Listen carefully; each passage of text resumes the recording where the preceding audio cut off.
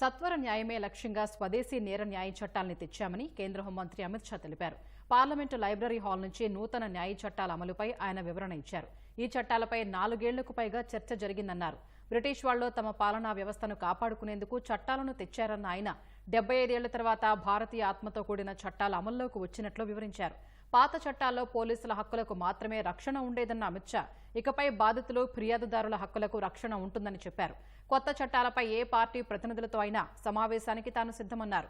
పార్టీలకు అతీతంగా కొత్త నేర న్యాయ చట్టాలకు మద్దతు ఇవ్వాలని ఆయన కోరారు.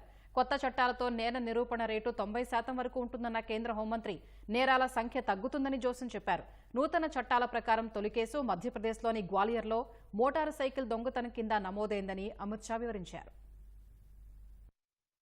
सबसे पहले हमने इसमें हमारे संविधान के स्पिरिट के तहत दफाओं की और चैप्टर्स की प्रायोरिटी तय की। सबसे पहली प्रायोरिटी महिलाओं और बच्चों के अपराध को दी गई है और मैं मानता हूं कि ये करने की बहुत समय से पहले जरूरत थी। एक पूरा अध्याय इसमें जोड़ा गया है जिसमें 35 धाराएं हैं और 13 प्रावधान हैं, जिसमें गैंग रेप के लिए अब 20 साल की सजा या तो कारावास, आजीवन कारावास, नाबालिग के साथ बलात्कार में मौत की सजा, पीड़िता का बयान उसके घर पर महिला अधिकारियों की उपस्थिति में और अपने परिजनों की उपस्थिति में लेने का भी प्रावधान किया है और इसके साथ साथ ऑनलाइन एफआईआर की व्यवस्था से भी ढेर सारी उत्पीड़न का सामना कर रही महिला एम्बरेसमेंट से बच पाएगी, ऐसा हमारा मानना है।